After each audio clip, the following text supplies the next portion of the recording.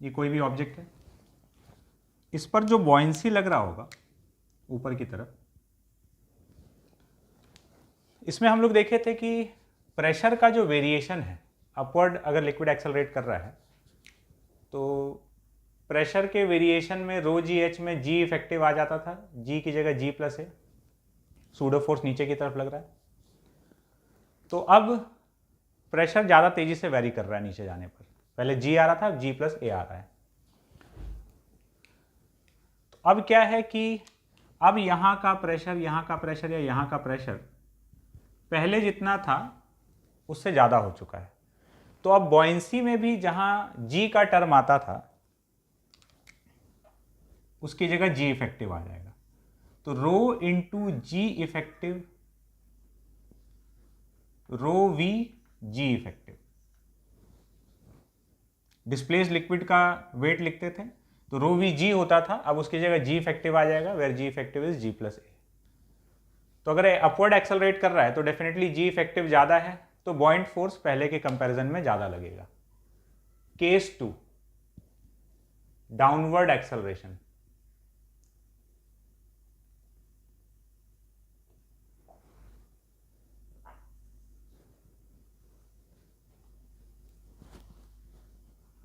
Downward acceleration है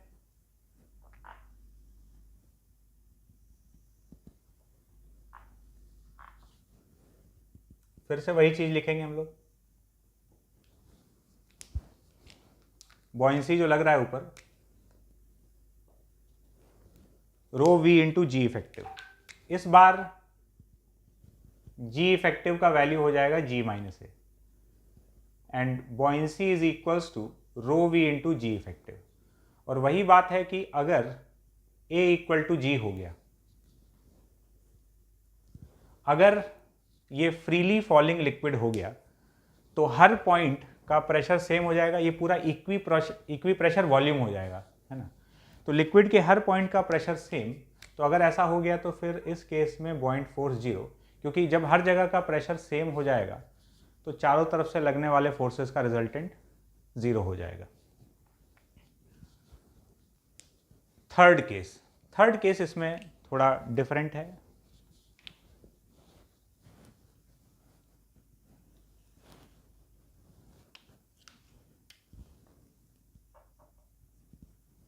horizontal acceleration.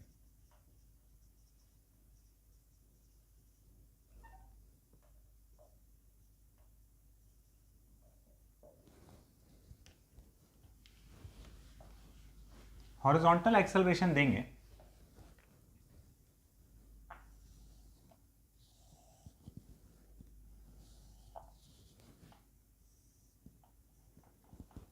Liquid का surface ऐसा हो चुका है, ये अपना ऑब्जेक्ट है सबमर्ज्ड। अब इस पर जो बॉयंसी लग रहा होगा, देखो एक्सेलरेशन हॉरिजॉन्टल डायरेक्शन में दिया गया है, वर्टिकल में कोई फर्क नहीं पड़ा, तो वर्टिकल में जो बॉयंसी लग रहा था वो लग रहा है रो वी जी, जी मतलब जी। इस बार हॉरिजॉन्टल में भी प्रेशर वेरी कर रहा है। अभी तक हॉरिजॉन्टल में बॉयंसी नहीं लग रहा था क्योंकि इधर और हॉरिजॉन्टल लेवल पे प्रेशर सेम है, तो प्रेशर सेम है तो क्या हो रहा है कि हाइड्रोस्टैटिक फोर्सेस का रिजल्टेंट खाली अपवर्ड आ रहा है, मतलब वर्टिकल में आ रहा है, हॉरिजॉन्टल का फोर्स कैंसिल आउट हो जाता था।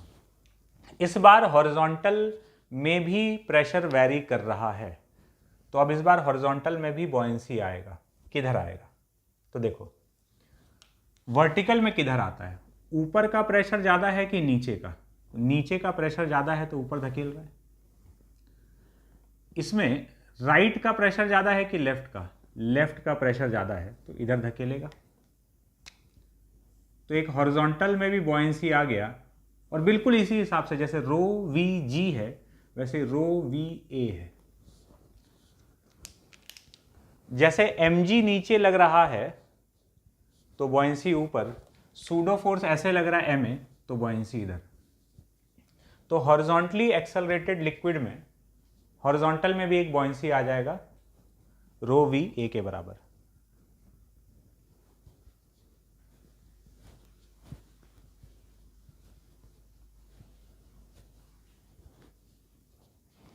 इसको अप्लाई करके देखते हैं।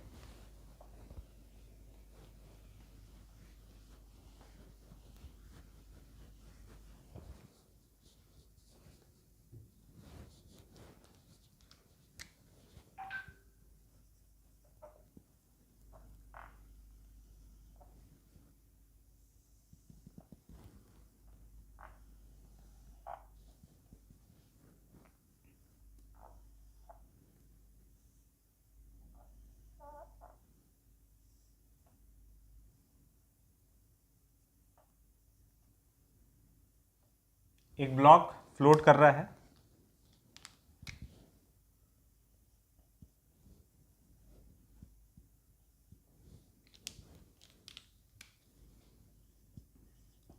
a block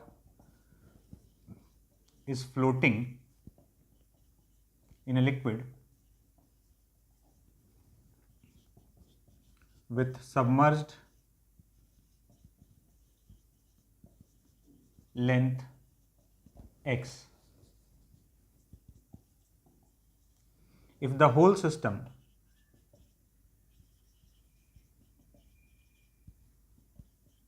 is accelerated upwards, then what will happen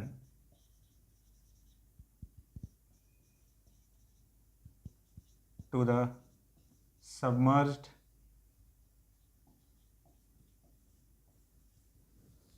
length?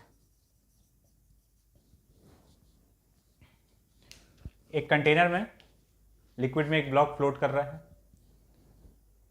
और इस समय सबमर्ज लेंथ x था। फिर क्या किए हम लोग, इस पूरे सिस्टम को अपवर्ड एक्सेलरेट करा दिए। अपवर्ड एक्सेलरेट करा देने पर अब पूछ रहा है कि ये सबमर्ज लेंथ पर क्या फ़र्क पड़ेगा, मतलब ये सबमर्ज लेंथ इंक्रीज कर जाएगा या सबमर्ज लेंथ डिक्रीज कर जाएगा या फिर ये कांस्टेंट रहेगा। तीन पॉसिबिलिटी है, चेक करके देखते हैं।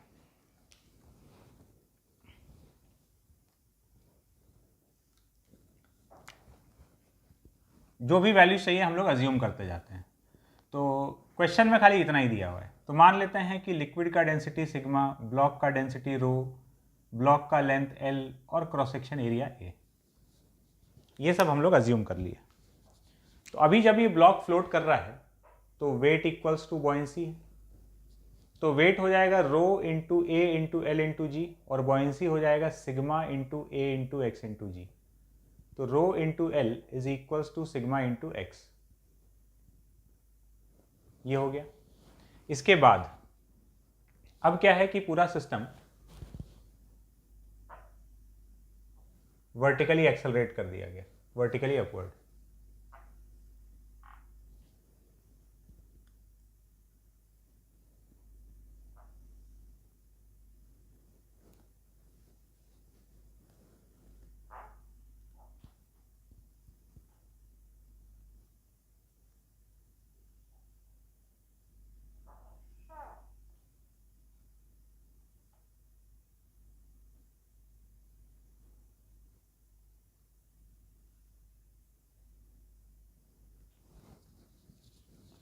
पूरा सिस्टम एक्सेलरेट कर दिया गया विद एक्सेलरेशन ए।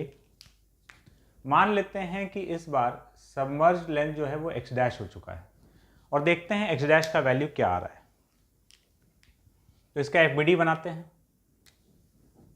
इसके एफबीडी में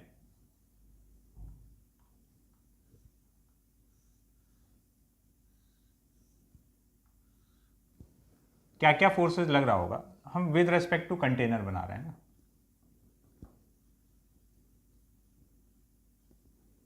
विद रेस्पेक्ट टू कंटेनर इसका एफबीडी बना रहे हैं।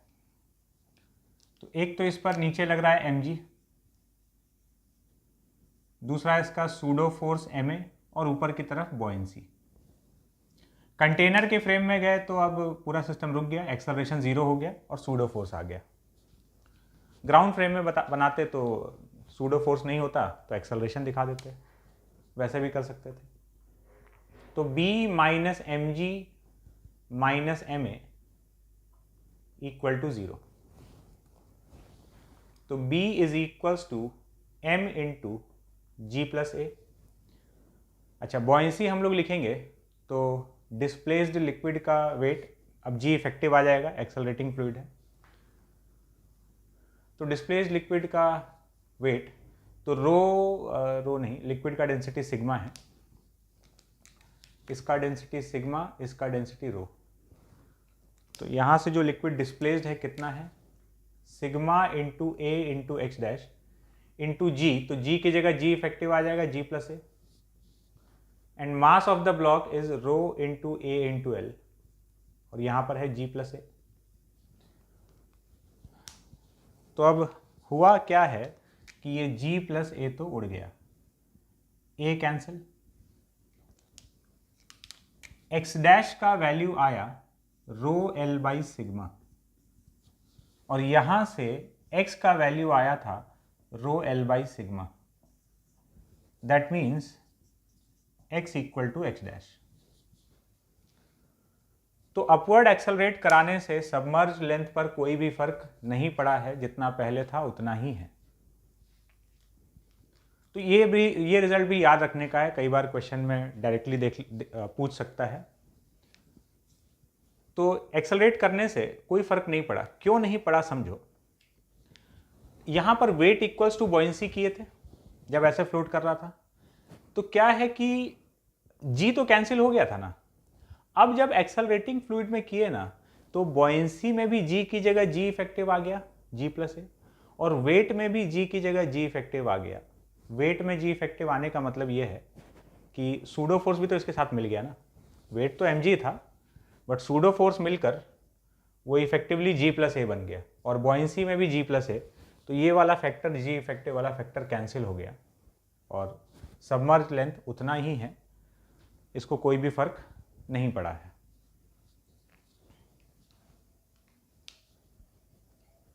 बात क्लियर है?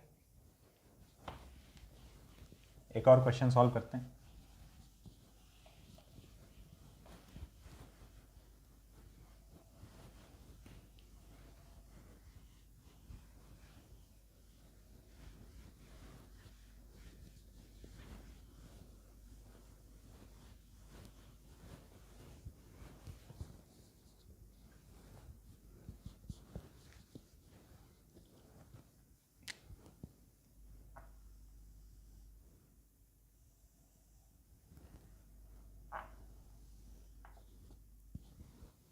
एक कंटेनर है,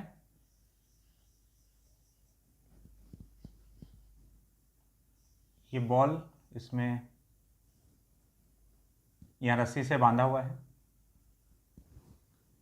इस लिक्विड के अंदर है, इसका डेंसिटी है रो, और लिक्विड का डेंसिटी है sigma. Rho is less than sigma. इसका डेंसिटी कम है, डेंसिटी कम है तो ये ऊपर उठना चाहता है, रस्सी में टेंशन है, ठीक है। अब क्या करते हैं, अभी ये सिस्टम ऐसे रखा हुआ था, इसको हॉरिजॉन्टली एक्सेलरेट करा दिया गया ए। द सिस्टम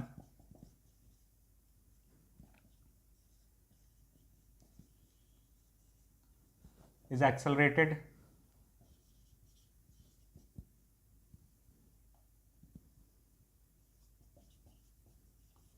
horizontally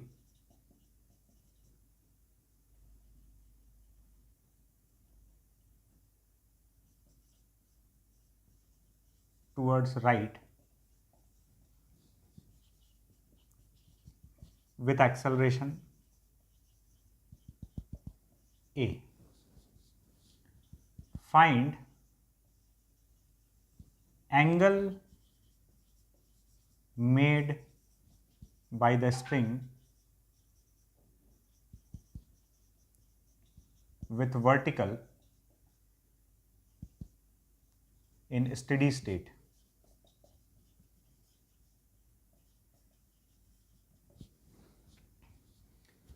ये सिस्टम था, इसको हॉरिजॉन्टली एक्सेलरेट करा दिया गया टुवर्ड्स राइट।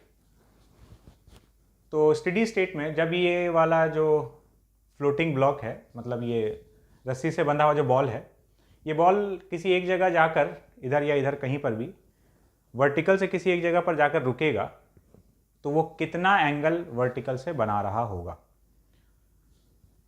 अभी ये सीधा है, ये डिविएट करेगा इधर उधर कहीं ना कहीं, तो हमको बताना है कि एंगल कितना बना रहा है। तो सबसे पहले तो ये सोचना है कि ये जाएगा किधर, ये राइट में डिविएट करेगा कि लेफ्ट में डिविएट करेगा। पहले तो ये डिसाइड कर लेते हैं। देखो, जब ये एक्सेलरेट किया ना ऐसे, अभी हम लोग ये डिसाइड कर रहे हैं कि ये जाएगा किधर, लेफ्ट में कि राइट में। इसको अगर ए से ऐसे एक्सेलरेट किए, तो उधर का प्रेशर बढ़ चुका है। अब इस पर, पहले इस पर हॉरिजॉन्टल में कोई फोर्स नहीं था, अब हॉरिजॉन्टल में दो दो फोर्स आ जाएगा। क्या क्या?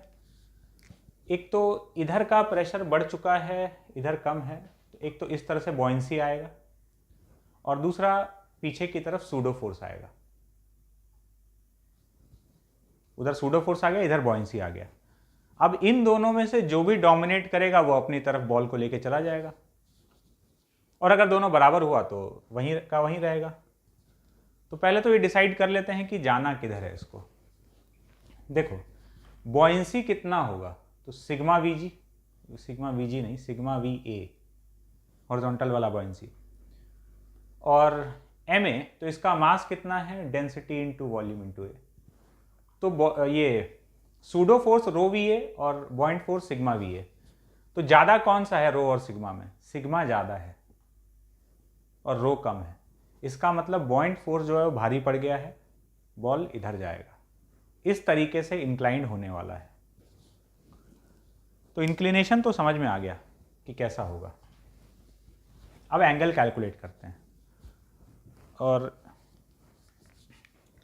रिजल्ट हो सकता है जाना पहचाना सा लगे, देखते हैं। तो ये जो बॉल है इस पर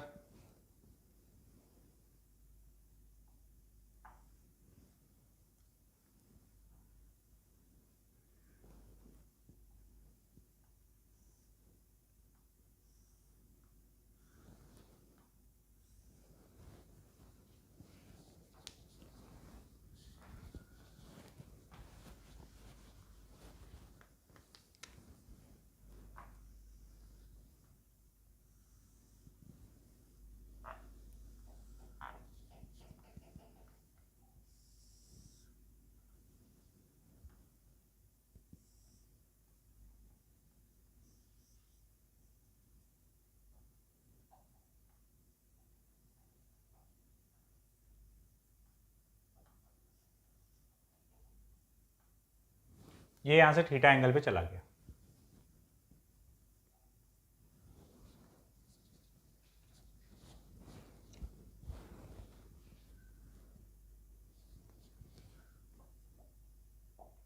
विद रेस्पेक्ट टू कंटेनर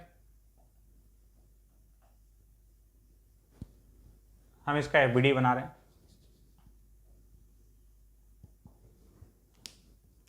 तो इधर लगा टेंशन टी, नीचे mg, ऊपर बॉइंट फोर्स B1, इस तरफ बॉइंट फोर्स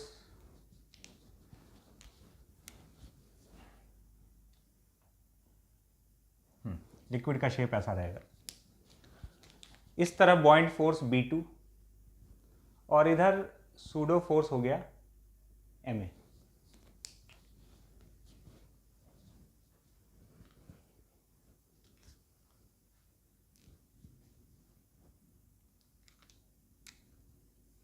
तो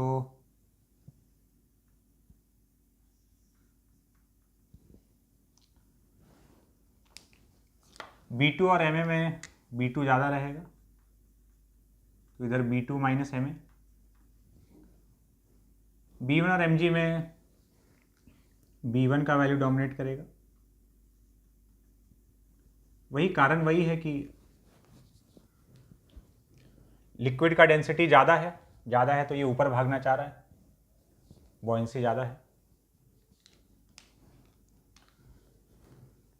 और इधर हो गया tension T। This angle is theta. Equation अगर लिखें तो T cos theta is equals to B2 minus Ma and T sin theta is equals to B1 minus Mg। ये फर्स्ट इक्वेशन, ये सेकेंड इक्वेशन। तो 2 डिवाइडेड बाई 1 कर देते हैं, तो tan theta is equals to B1 minus Mg upon B2 minus Ma। बस अब ये B1, B2 और M का वैल्यू इसमें सब्स्टिट्यूट कर देते हैं। वॉल्यूम मान लेते हैं इसका V होगा कुछ बॉल का, तो B1 जो ऊपर बॉयंसी लग रहा है, सिग्मा VG माइनस m का value rho we G, B2 sigma we A minus rho we into ए। तो इस पूरे में से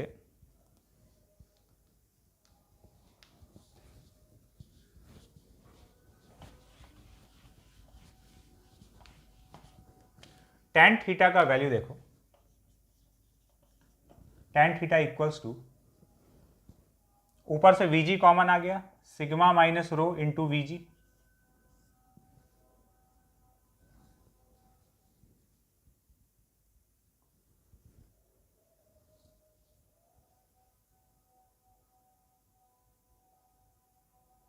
थोड़ा सा गड़बड़ हुआ है।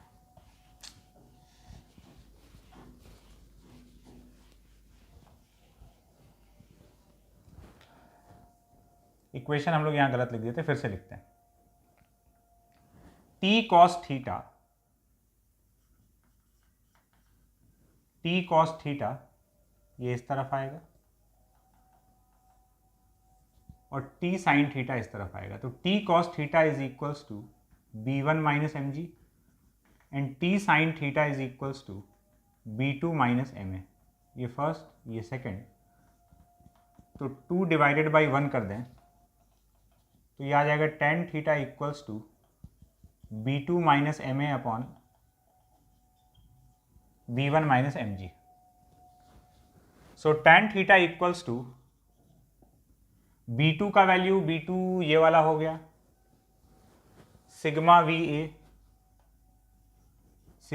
ए माइनस m का वैल्यू रो इंटू वी, तो rho we A, B1 sigma we G, m का वैल्यू रो वी इंटू जी। तो इस पूरे में से वी ए कॉमन आ जाएगा, ऊपर बचेगा sigma minus rho into v a, नीचे sigma minus rho into v g. अब इस पूरे में से ये सिग्मा माइनस रो और वी कैंसिल हो गया, ये तो जाना पहचाना सा आ गया, वही चीज tan theta equals to A upon G, या theta equals to tan inverse A upon G. इतना एंगल ये वर्टिकल के साथ बना रहा होगा स्टेडी स्टेट में। अगर यहाँ कोई पूछे कि टेंशन कितना होगा, तो टेंशन भी हम लोग कैलकुलेट कर सकते हैं। सामने जो इक्वेशन नंबर 1 और इक्वेशन नंबर 2 दिख रहा है, दोनों को स्क्वायर करके ऐड कर दो, T square cos square theta plus T square sine square theta, दोनों इक्वेशन को ऐड कर दोगे तो टेंशन आ जाएगा। हेडिंग डालेंगे अब, centre of buoyancy.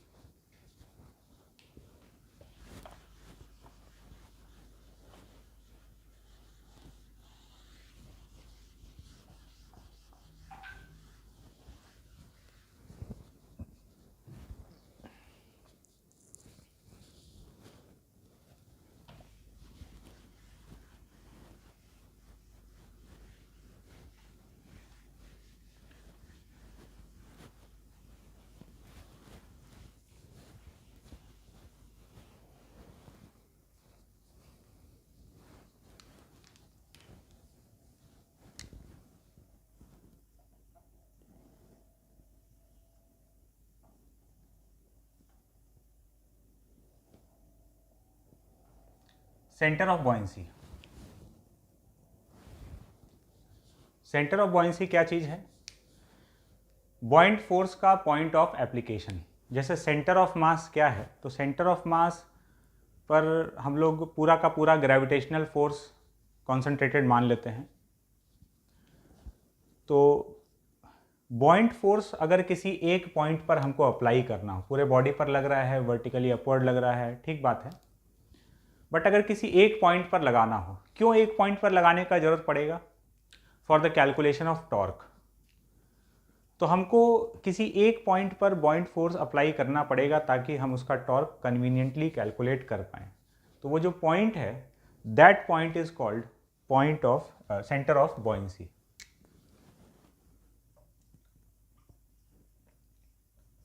Point of application of buoyant force is called center of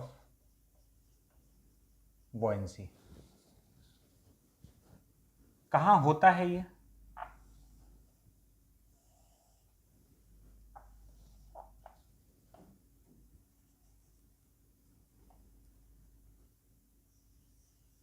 जैसे ही कोई भी ऑब्जेक्ट फ्लोट कर रहा है तो सेंटर ऑफ बॉयंसी जो है ना, इतना डिस्प्लेस्ड लिक्विड का पोर्शन है, तो डिस्प्लेस्ड लिक्विड का जो सेंटर ऑफ मास होगा यही सेंटर ऑफ बॉयंसी हो जाएगा.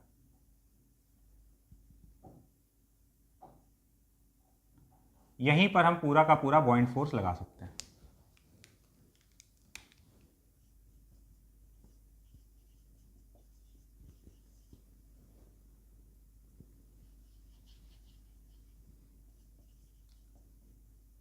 Centre of mass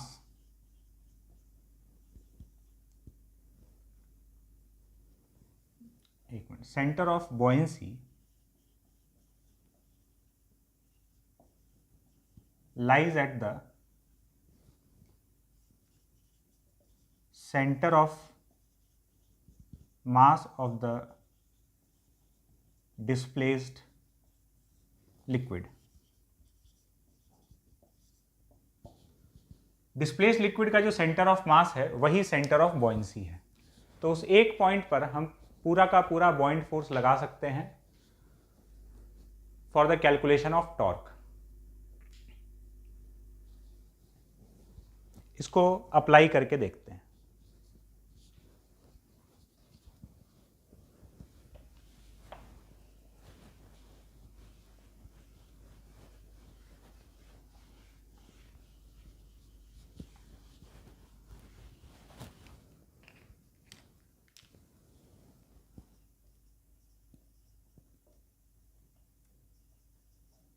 stability of a